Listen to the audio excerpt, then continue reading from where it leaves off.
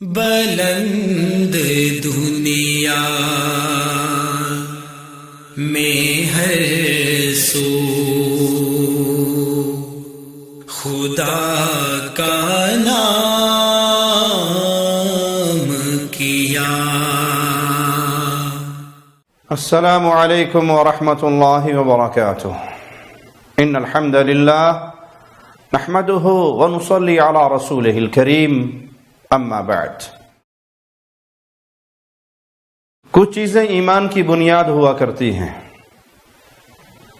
جس میں سب سے پہلے اللہ کی محبت، پھر رسول اللہ صلی اللہ علیہ وسلم کی محبت، پھر پیارے نبی صلی اللہ علیہ وسلم کے اہل بیت اور آپ کے پیارے صحابہ کی محبت۔ مسلمان کے ایمان کا بہت بڑا، بہت عظیم، بہت مضبوط کڑا ہے۔ یہ ایمان کی حلاوت ہے، یہ ایمان کی لذت ہے۔ مسلمان اپنے اللہ سے پیار کرتے ہیں، رب کی محبت میں کوئی شریک نہیں ہے، پھر رسول اللہ صلی اللہ علیہ وسلم سے پیار کرتے ہیں، آپ کی فرما برداری میں بھی کوئی شریک نہیں ہے۔ جو حق آپ کا ہے وہ کسی اور کا نہیں۔ مسلمان اپنی جان، مال، عزت سے بڑھ کر اللہ اور اس کے رسول صلی اللہ علیہ وسلم سے پیار کرتے ہوئے پھر پیارے نبی کے پیارے صحابہ سے پیار کرتے ہیں، پیارے نبی کے اہل بیت سے پیار کرتے ہیں، اور پیارے نبی کے اہل بیت اور پیارے نبی کے پیارے صحابہ، ان کی شان میں ادنا سی گستاخی اس کو ایمان کے منافی سمجھتے ہیں۔ تصور بھی نہیں کر سکتے مسلمان کہ دل میں ایمان ہو اور اہل بیت کی توہین کا کوئی پہلو اس کے دل و دماغ میں موجود ہو۔ دل میں ایمان ہو اور پیارے نبی صلی اللہ علیہ وسلم کی وہ مبارک جماعت جنہوں نے اپنی جان، اپنے مال سے، اپنی عزت سے پیارے نبی صلی اللہ علیہ وسلم کی مدد فرمائی، ان کے خلاف دل میں کوئی ادنا سی بھی گستاخی کا پہلو موجود ہو، مومن کے تصور میں بھی یہ بات نہیں آتی۔ مسلمان کے لیے بنیاد کتاب و سنت ہے، قرآن اور حدیث ہے۔ جو مسلمان کہلانا چاہتا ہے، جو مومن بننا چاہتا ہے، لازم ہے وہ کتاب و سنت کو مانے، اس شریعت کو مانے جس کو اللہ نے اپنے پیارے حبیب کے ذریعے قیامت تک کی دیواروں تک کے لیے نور کا مینارہ قرار دیا۔ چند دن پہلے پنجاب اسمبلی میں اسی بنیاد پر ایک بل پاس ہوا۔ ہم اس بل کو پاس کروانے والوں کو سلامی عقیدت پیش کرتے ہیں۔ چودھری پرویز الہی، اللہ ان کو جزائے خیر دے، معاویہ اعظم طارق، اللہ ان کو سلامت رکھے، حافظ عمار یاسر، اللہ ان کو سلامت رکھے، جنہوں نے ایک ایسا بل پاس کروایا جو ملک سے فرقہ واریت کو، فتنہ و فساد کی آگ کو جڑ سے اکھاڑ پھینکے، جو کسی ایک فرقے کے متعلق نہیں بلکہ اسلام کی بنیادی باتوں کے متعلق ہے کہ جو مسلمان ہے وہ پیارے نبی صلی اللہ علیہ وسلم کے اہل بیت کی عزت کرے، جو مسلمان ہے وہ پیارے نبی صلی اللہ علیہ وسلم کے صحابہ کی عزت کرے۔ ایسی تمام کتابیں بین ہو جن میں اہل بیت کی توہین یا پیارے نبی کے صحابہ کی توہین ہو۔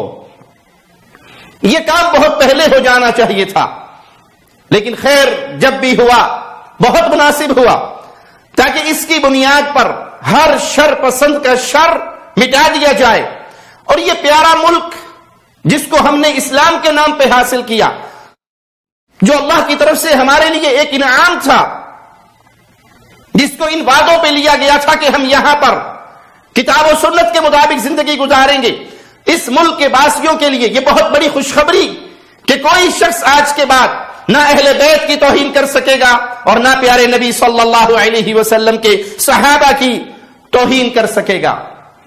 اس پر اہل ایمان کو خوشی ہوئی، دل ان کے باغ باغ ہوئے، اور ہر اس شخص کو خوشی ہونی چاہیے جو اپنے آپ کو مسلمان کہلاتا ہے۔ لیکن افسوس، جن کا دھندا ہی، جن کی دکانداری چلتی ہی صرف اس بات پر ہے، ان کی مجلسیں رونق پکڑتی ہی اس بات پر ہے، ان کے ہاں ذاکروں کے مشہور ہونے کا ذریعہ یہ ہے کہ اس کی زبان کتنی لمبی دراز ہوتی ہے پیارے نبی صلی اللہ علیہ وسلم کے صحابہ کے خلاف ان کے گھروں کے اندر صفے ماتم بچھا. کیوں؟ کیونکہ ان کی دکانداری ختم ہوئی. مذہب کے نام پر انہوں نے فرقہ واریت کی جو ایک بہت بڑی خندقیں کھود رکھی تھی وہ آگ بجھتی ہوئی نظر آئی. قانون کے ہاتھ ان کے گریبانوں تک پہنچتے ہوئے نظر آئے صرف اس بل کے پاس ہو جانے سے. اور ان کا وہ کریہ چہرہ سامنے آیا، مسلمانوں کے سامنے آیا، جس کو اہل علم علماء ان کی کتابوں سے عرصہ دراز سے پیش کر رہے تھے. علامہ یسار الہی ظہیر رحمہ اللہ عرصہ دراز سے ان کی کتابوں سے ان کا چہرہ پیش کرتے رہے. علامہ حق نواز جھلوی عرصہ دراز سے ان کی کتابوں سے ان کا یہ چہرہ پیش کرتے رہے کہ یہ صحابہ کے دشمن ہیں، یہ صحابہ کے گستاخ ہیں، یہ پیارے نبی صلی اللہ علیہ وسلم کے اہل بیت کے بھی گستاخ ہیں، کیونکہ اہل بیت نبی کے صحابہ سے محبت کرنے والے. لیکن وہ چادر کے نیچے چھپ کر کہا کرتے تھے کہ ہم کسی کی توہین نہیں کرتے. جب یہ بل پاس ہوا تو وہ کھل کر سامنے آئے. وہ دشمنان صحابہ کھل کر اپنے چہرے سے کریہ چادروں کو اتار کر اپنے دل اور دماغ کے اندر صحابہ کی نفرت آمیز سارے جذبات کو اپنی زبان کی نوک پر لے کر آئے اور انہوں نے کہا ہمیں یہ مجبور کیا جا رہا ہے کہ جو ان کے قول کے مطابق، جو ان کی تعریف کے مطابق اصحابی ہے اس کے ساتھ بھی رضی اللہ لگاؤ. جو اہل سنت کی ڈیفینیشن ہے صحابی کی، ہر اس شخص کو صحابی مانا جائے. انا للہ و انا الیہ راجعون. یہ بات تو ہم منوایا کرتے تھے تمہارے ویڈیو کلپ دکھا کے، تمہاری کتابیں دکھا کے کہ یہ صحابہ کے دشمن ہیں، یہ صحابہ کی توہین کرنے والے ہیں، جو ہم لوگوں کو منوانے کی کوشش کرتے تھے. آج تمہاری زبانوں سے خود یہ بات ظاہر ہوئی کہ ہم رسول اللہ صلی اللہ علیہ وسلم کے تمام صحابہ کو صحابہ نہیں مانتے، حالانکہ اللہ نے ان کو صحابی مانا. اللہ نے ان کے لیے رضی اللہ عنہم ورضوا عنہ کا اعلان کیا. جو ہجرت سے پہلے مسلمان ہوئے، جو فتح مکہ سے پہلے مسلمان ہوئے، وہ بھی رضی اللہ عنہ ورضا کے لقب کو پا گئے، اور جو فتح مکہ کے بعد مسلمان ہوئے سب کے لیے حسنہ کا اعلان میرے مالک نے کیا. اجر میں وہی زیادہ ہے جو فتح مکہ سے پہلے مسلمان ہوئے، اجر میں وہ کم ہے جو فتح مکہ کے بعد مسلمان ہوئے، لیکن دونوں کے لیے الحسنہ جنت کا اعلان میرے اللہ کی طرف سے. دونوں رضی اللہ عنہ کا لقب پانے والے ہر صحابی اللہ سے راضی ہوا اور اللہ اس صحابی سے راضی ہوا. وہ کہتے ہیں ہمارے نزدیک امیر معاویہ نے امیر المؤمنین علی کے سامنے جنگ کی، ہم اس کے ساتھ رضی اللہ عنہ لکھنے کے لیے تیار نہیں. ہمارے نزدیک امیر معاویہ امیر المومنین کے سامنے اس نے جنگ کی ہے، ہم اس کے لیے رضی اللہ لکھنے کے لیے تیار نہیں ہیں. وہ صحابی رسول، نبی کریم اس پر راضی ہوئے، رسول کریم راضی ہوئے امیر معاویہ سے، اپنا خادم خاص رکھا، کاتب وحی بنایا، ان کے لیے دعائیں کی. اگر تم نبی سے محبت میں سچے ہوتے، جس کے لیے نبی دعا کرتا ہے اللہ معاویہ کو ہدایت یافتہ بنا، اس کے ذریعے لوگوں کو ہدایت دے، تم بھی اس سے راضی ہوتے. لیکن تمہارے دلوں میں اپنے نفرت کے جذبات موجود ہیں، تم ان سے راضی نہیں ہوتے جن سے محمد راضی ہوئے صلی اللہ علیہ وسلم. بات آگے لے کے چلوں سمجھانے کے لیے عوام الناس کو. تم ان سے راضی نہیں ہوتے جن سے بقول تمہارے عقیدے کے مطابق تمہارا امام معصوم بھی راضی ہوا. سیدنا حسن امام معصوم ہے تمہارے عقیدے کے مطابق. ہمارے عقیدے کے مطابق معصوم صرف نبی ہوا کرتا ہے. اللہ کے انبیاء معصوم ہے، انبیاء کی جماعت کے بعد کوئی معصوم نہیں. معصومیت انبیاء تک ہے. معصومیت کا پہرا یہ عظیم مقام اللہ نے نبی کو دیا ہے، نبی کے علاوہ نہیں.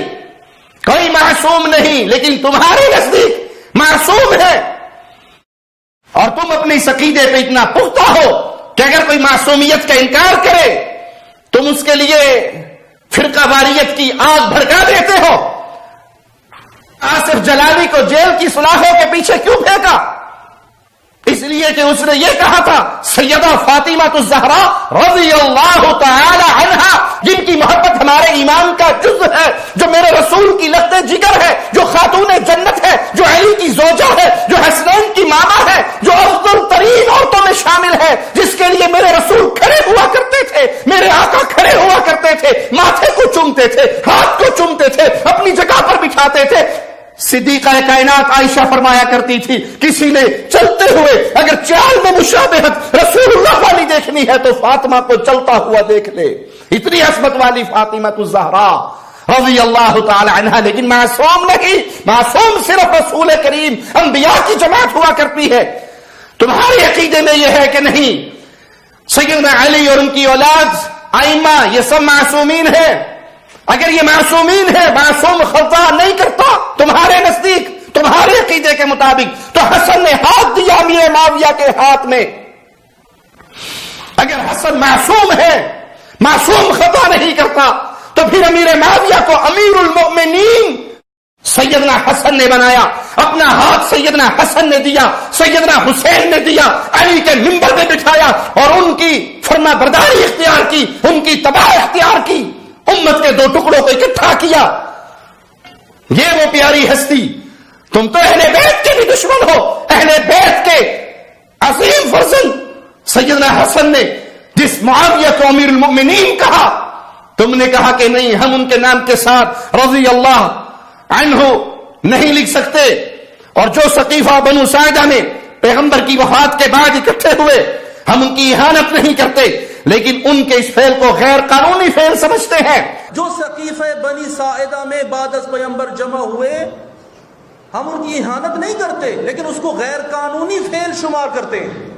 تمہاری حیثیت کیا ہے کہ تم اس کو غیر قانونی سمجھو؟ مولا علی نے غیر قانونی نہیں سمجھا، سیدنا علی نے اپنا ہاتھ ابو بکر کے ہاتھ میں دیا۔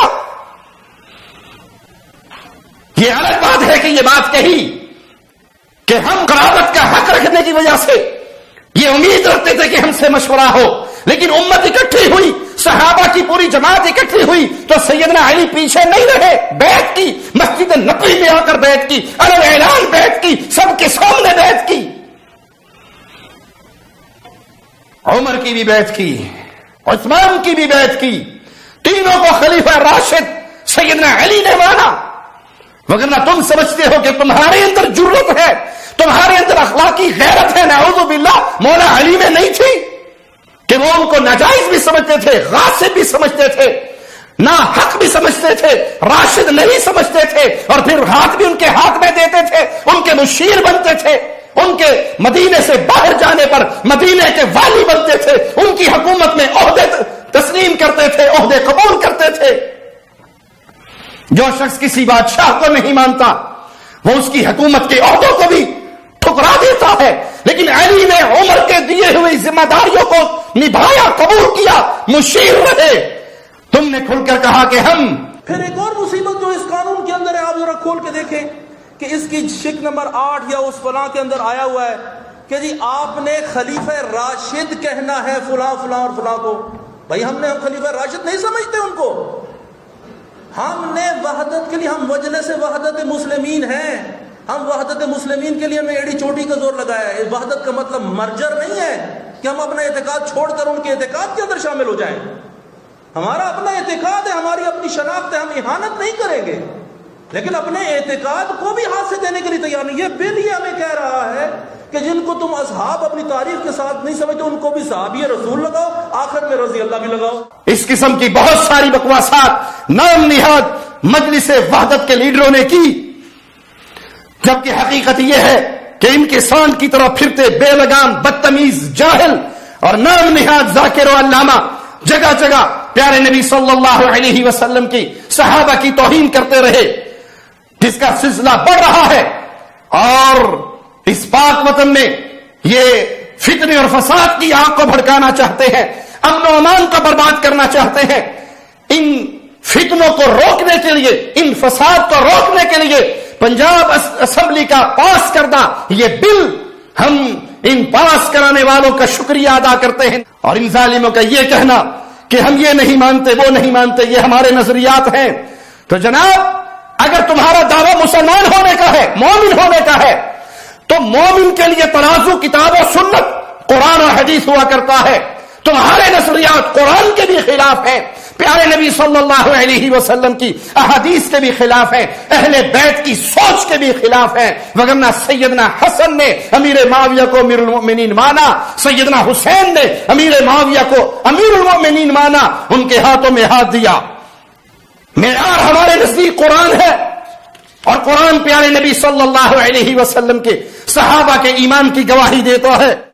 اہل بیت پیارے نبی صلی اللہ علیہ وسلم کے صحابہ کے ایمان کی گواہی دیتے ہیں. آؤ میں تمہیں قرآن حکیم کی صرف ایک آیت اور اس کا ترجمہ اور تفسیر تمہارے گھر کے بزرگوں کے حوالے سے تمہیں سناؤں. والسابقون الاولون من المهاجرين والانصار والذين اتبعوهم باحسان رضي الله عنهم ورضوا عنه وأعد لهم جنات تجري تحتها الأنهار خالدين فيها أبدا ذلك الفوز العظيم. اس آیت میں اللہ مالک نے 3 جماعتوں کا ذکر کیا، ان کی خوشخبری، ان کے لیے ان کی کامیابی کا ذکر ہوا، فوز عظیم پانے والے قرار دیا ان کو. اور وہ 3 جماعتیں کون سی ہیں؟ سبقت کرنے والے مہاجرین، ابو بکر، عمر، عثمان، علی، مہاجرین کی جماعت، اس کا ذکر قرآن حکیم کی اس آیت میں ہے. والانصار، جنہوں نے اپنے سینوں کو کھول دیا، اپنی باہوں کو کھول دیا، اپنے گھروں کو کھول دیا، اپنے مال کو بانٹ دیا، اپنا ترکہ بانٹ دیا، بھائی چارہ ایسا قائم کیا کہ تاریخ انسانیت میں ایسے بھائی چارے کی مثال کوئی پیش نہیں کر سکتے. ان کی عظمت اس آیت کے اندر موجود ہے. اور جو مہاجرین و انصار کے راستے پہ چل کے آئے، ان کی عظمت بھی اس قرآن حکیم کی اس آیت کے اندر موجود ہے. آؤ تمہیں سنائیں، تمہارے گھر کی گواہی تمہارے سامنے پیش کرے، لیکن ماننا پڑے گا تمہارے دل کے اندر صحابہ کی جو نفرت ہے وہ تمہارے اپنے بدعمالیوں کا نتیجہ ہے. وگرنہ تمہارے گھر کے بڑوں نے، تمہارے مجتہدین نے اس آیت سے مراد پیارے نبی کے صحابہ کو لیا ہے. تفسیر مجمع البیان دارالعلوم بیروت لبنان سے شائع ہوئی، جلد 5 ہے، صفحہ 86 ہے. ملا نوری طبرسی، جو تمہارے نزدیک ایک بہت بڑا مجتہد، بہت بڑا ایمان، وہ کیا لکھتا ہے غور سے سنو. السابقون الاولون، اس کا معنی بتاتے ہوئے لکھتا ہے ای السابقون الى الایمان والى الطاعات. سابقون سے مراد ہے ایمان اور اطاعت کی طرف آگے بڑھنے والے. سب سے پہلے ایمان لانے والے ابو بکر، سب سے پہلے ایمان لانے والی خدیجہ، سب سے پہلے ایمان لانے والے علی، سب سے پہلے ایمان لانے والے بلال.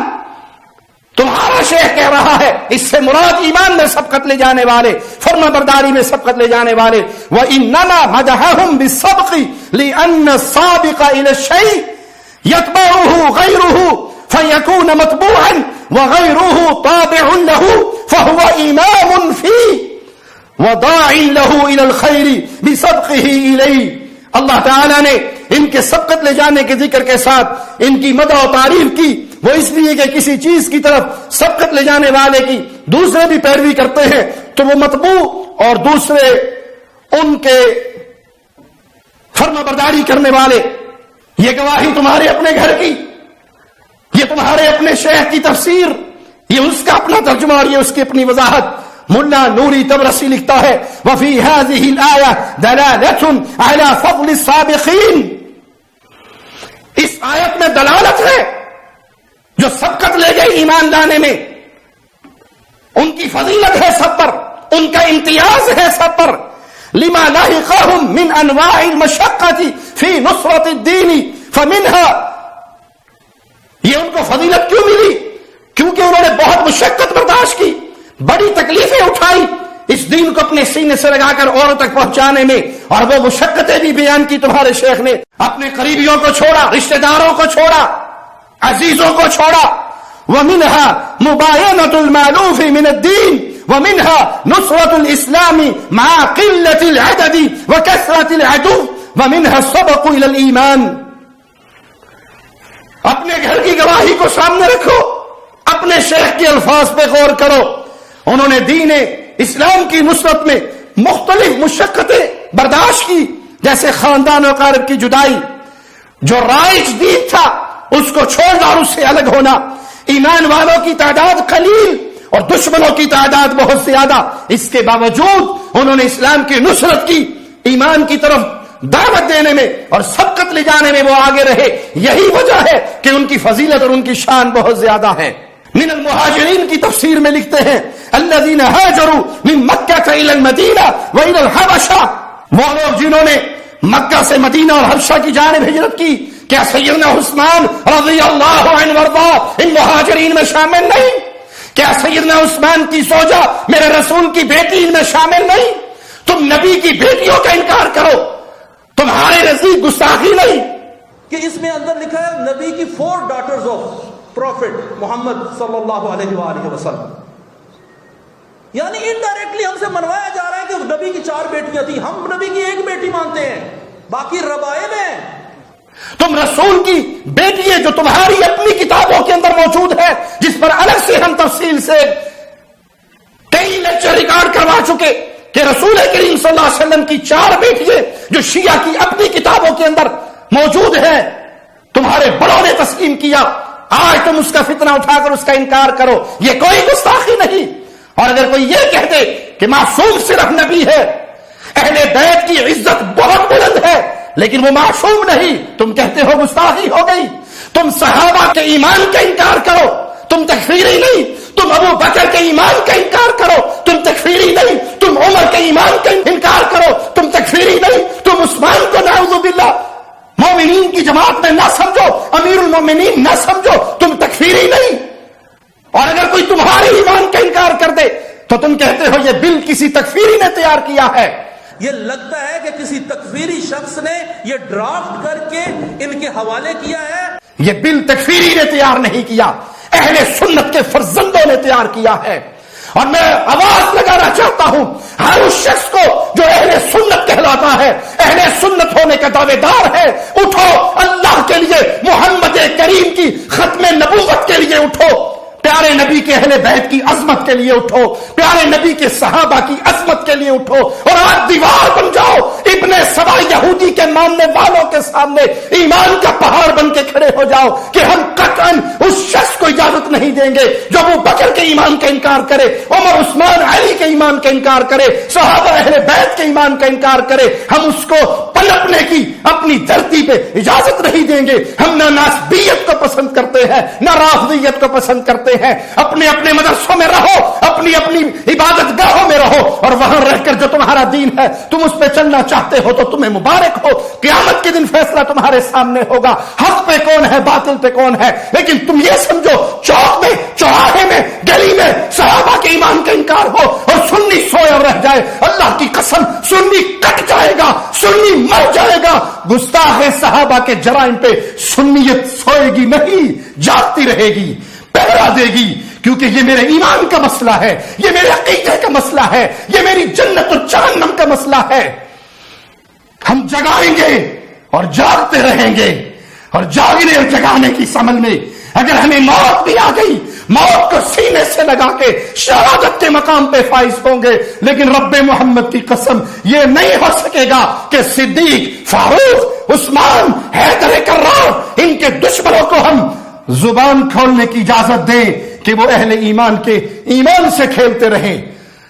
اللہ سے دعا ہے اللہ ہمیں زندہ رکھے، ایمان پہ رکھے، اللہ ہمیں موت دے، اس حال میں دے، اللہ ہم سے راضی ہو، ہم اللہ سے راضی ہوں، ہم توحید کی عقیدے کی چوکیداری کر رہے ہو، ختم نبوت کے عقیدے کی چوکیداری کر رہے ہو، صحابہ کی عصمت کے عقیدے کی چوکیداری کر رہے ہو، پیارے نبی کے اہل بیت کی عصمت کی چوکیداری کر رہے ہو، اور یہی چوکیداری کرتے ہوئے ڈاکوؤں کے ہاتھ سے شہادت کی موت پا کے اپنے رب کی جنتوں کی طرف بلند ہو جائیں۔ مولا زندہ رکھنا ایمان کی بہترین حالت میں، موت دینا ایمان کی بہترین حالت میں اس حال میں بلانا تو راضی ہو ہم سے میرے اللہ، تو راضی ہو میرے اللہ، تو راضی ہو میرے اللہ، ہماری نوکری چاکری کو تو قبول فرما چکا ہو اور ہمیں جہنم سے نجات کا پروانہ عطا کر چکا ہو اور فرشتے نازل ہو ہماری روحوں کو قبض کرنے کے لیے، تو یہ پیغام لے کے کہ ہم دنیا میں بھی تمہارے دوست ہیں، آخرت میں بھی تمہارے دوست ہیں، اپنی مبارک روح کو باہر نکالو، تمہارا اللہ تم سے راضی ہو چکا ہے۔ اقول قولی ھذا واستغفر اللہ لی ولکم ولسائر المسلمین۔ آپ کی شان شوکتوں سے الگ دوسری